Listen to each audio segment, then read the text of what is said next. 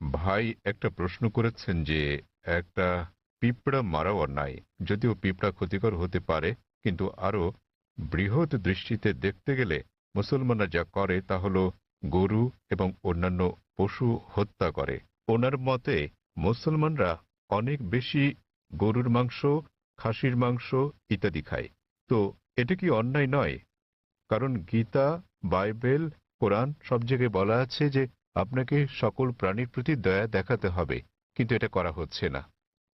ভাই যে প্রশ্নটা করলেন যে একটা পিঁপড়া মারাও অন্যায় এবং জীবন্ত প্রাণী মারাও অন্যায়, তো কেন মুসলিমরা মাংস খায়, গরু, খাসি ইত্যাদি? এটা কি অন্যায় নয়? আমাদের কি দয়া দেখানো উচিত নয়? আমি ভাইয়ের প্রশ্নের প্রথম অংশের সাথে একমত এবং এটা বুঝি যে তিনি ইংরেজি বুঝতে পারেন, যদিও বলতে পারেন না। আমাদের মধ্যে অনেক লোক আছেন যারা ইংরেজি বুঝতে পারেন, যদিও বলতে পারেন না, বাংলাতে প্রশ্ন করেন। তা আমার মনে হয় বাংলাতে বললেও ভাই বুঝবেন, যদিও তিনি ইংরেজিতে প্রশ্নটা করেননি, কারণ তিনি তামিল ভাষাতে বেশি সাবলীল। হত্যার ব্যাপারে যে কোনো প্রাণীকে বিনা কারণে হত্যা করা অন্যায় ইসলাম ধর্মে। এমনকি ইসলামেও কোনো জীবন্ত প্রাণীকে অপ্রয়োজনে হত্যা করা পাপ। এ বিষয়ে একটা হাদিস আছে। নবী বলেছেন, যখন এক লোক বনে আগুন জ্বালাচ্ছিল, নবী বললেন, এখানে আগুন জ্বালানোর কারণে এখানে পিঁপড়া আছে। অন্য জায়গায় জ্বালানোর মানে হচ্ছে নবী নিজেও চিন্তিত ছিলেন যে বনে আগুন জ্বালালে পিঁপড়া মারা যেতে পারে। তিনি সেই সাহাবাকে জায়গা বদলাতে বললেন যাতে পিঁপড়া না মারা যায়। এবার আপনার মূল প্রশ্নে আসি, কেন মুসলিমরা মাংসাশী প্রাণী হত্যা করে মাংস খায় ইত্যাদি।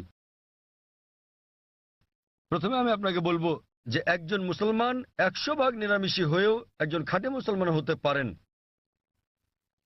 মাংস খাওয়াটা আবশ্যিক নয় ইসলামে, কিন্তু যেহেতু আমাদের সৃষ্টিকর্তা আল্লাহ সুবহানাহু ওয়া তাআলা অনুমতি দিয়েছেন মাংস খাওয়ার জন্য, কেন তো আমরা খাবো না?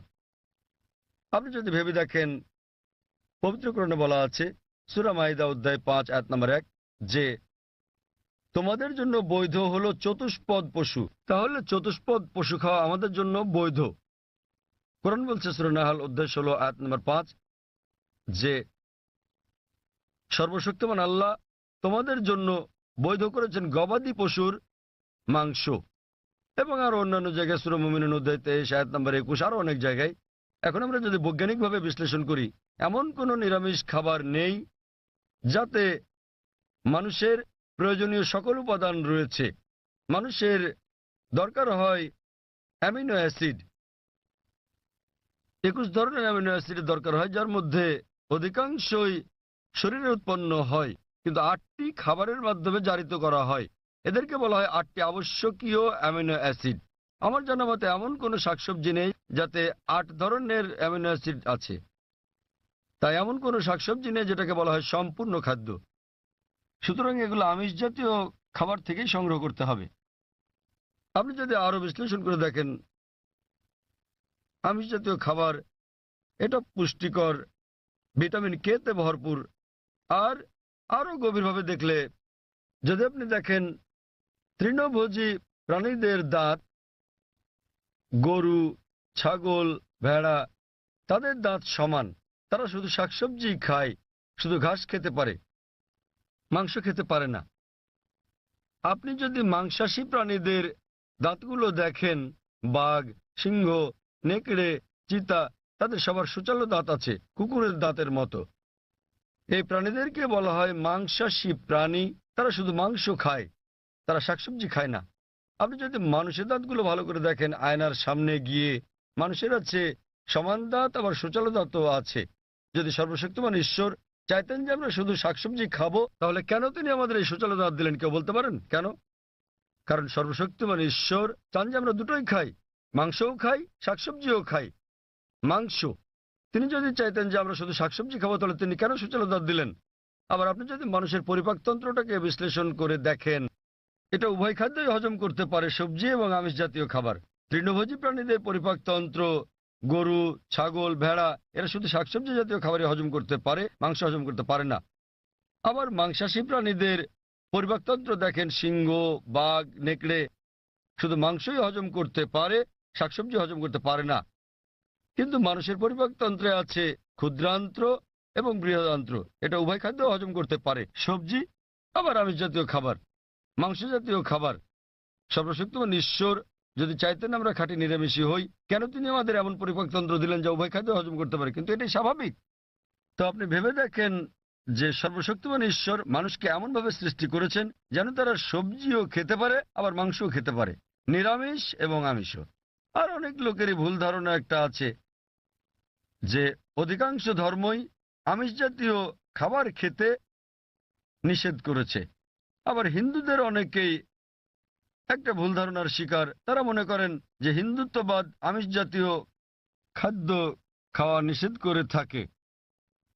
আসলে আপনি যদি হিন্দু ধর্মগ্রন্থগুলো পড়েন, যদি পড়েন মনুস্মৃতি অধ্যায় নম্বর 5 অনুচ্ছেদ 30, এতে আছে ঈশ্বর কিছু প্রাণীকে সৃষ্টি করেছেন খাওয়ার জন্য আর কিছু প্রাণীকে খাদ্য হওয়ার জন্য।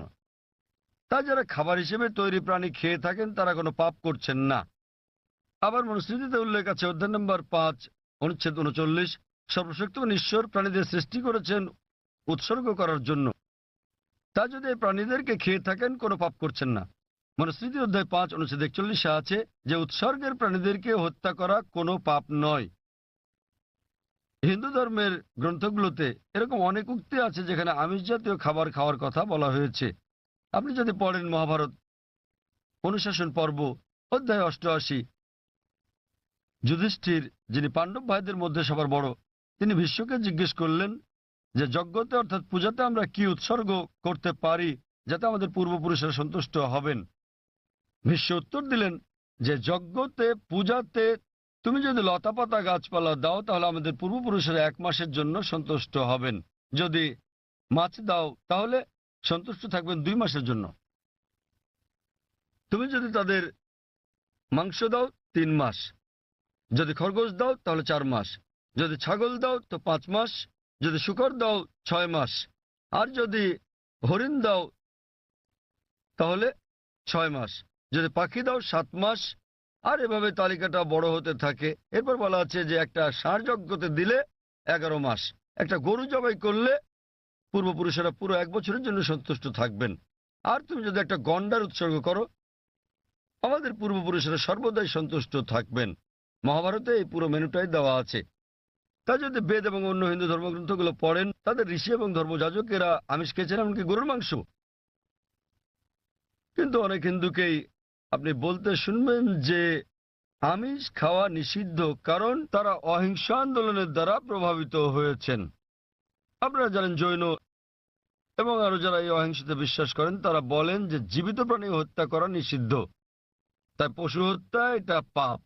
আমি এর সাথে একমত যে কোনো প্রাণীকে হত্যা করা বিনা প্রয়োজনে করলে পাপ। কিন্তু আপনি যদি বলেন যে জীবিত প্রাণী হত্যা করা মাত্রই পাপ, তাহলে আমি বলি যে এই যে গাছপালাগুলো আছে এদেরও জীবন আছে। আগে আমরা জানতাম না যে উদ্ভিদের জীবন আছে, তাই তারা বলতো যে গাছ কাটা ঠিক আছে। আজকে আমরা জানি যে এমনকি গাছেরও প্রাণ আছে। তখন তাদের যুক্তি পাল্টে বলে, জাকির ভাই গাছের প্রাণ আছে ঠিকই, কিন্তু গাছ ব্যথা অনুভব করে না, তাই গাছকে হত্যা করা। সবজি খাওয়া আমিষ বা মাংস খাওয়ার তুলনায় অনেক কম অন্যায়।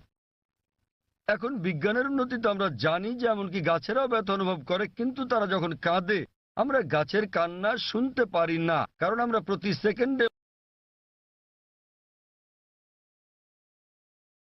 মাত্র 20 থেকে 20,000 কম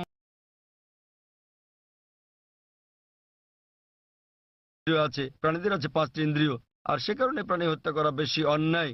তো তাদের কাছে আমার প্রশ্ন যে ধরেন একজন লোক, তার এক ভাই আছে যে হচ্ছে মুখ আর বধির, শুনতেও পারে না বলতেও পারে না।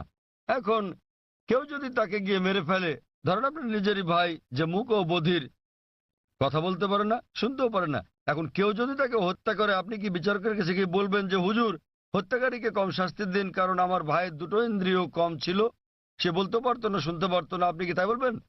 আপনি বলবেন যে হুজুর হত্যাকারীকে দ্বিগুণ শাস্তি দিন, কারণ আমার ভাই ছিল একজন নিষ্পাপ মাসুম, সে বলতে পারতো না শুনতেও পারতো না। তো ইসলামে এরকম কোনো বিধান নেই যে কম ইন্দ্রিয় থাকলে কম শাস্তি পাবেন বা বেশি ইন্দ্রিয় থাকলে বেশি শাস্তি পাবেন। কোরআন বলছে যে তোমাদের যে সকল উত্তম জিনিস দেওয়া হয়েছে তোমরা তা ভক্ষণ করো যে পর্যন্ত সেটা বৈধ এবং হালাল অনুমতি আছে। তো ইসলামে পশু জবাইয়ের অনুমতি আছে শুধুমাত্র খাওয়ার উদ্দেশ্যে, বিনা কারণে শিকার করার জন্য খেলার জন্য এটা নিষিদ্ধ। যেমন বনে আগুন জ্বালালে পিঁপড়া মারা যাবে, তাই নবী বলেছেন এটা করো না। তো যে কোনো জীবিত প্রাণী হত্যা করা নিষিদ্ধ, যদি না এটা খাওয়ার মাধ্যমে জীবন ধারণের জন্য হয়ে থাকে, আর যদি এটা সেই সব অনুমোদিত প্রাণীদের মধ্যে হয়ে থাকে যেগুলোকে আল্লাহ বৈধ করেছেন। যেভাবে মনুস্মৃতিতে বলা আছে, ঈশ্বর কিছু প্রাণীকে করেছেন খাদ্য আর কিছুকে খাদক। যদি আপনি খাওয়ার জন্য প্রাণী হত্যা করেন তাহলে কোনো পাপ করছেন না। আর না হলে এমনিতে আপনি যদি বুঝতে পারেন যদি অমুসলিমরা আমিষ জাতীয় খাবার নাও খায়, আমার তাতে কোনো রকম সমস্যা নেই।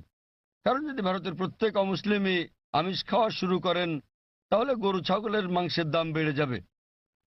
তাই অমুসলিমরা আমিষ না খেলে আমার কিছু যায় আসে না।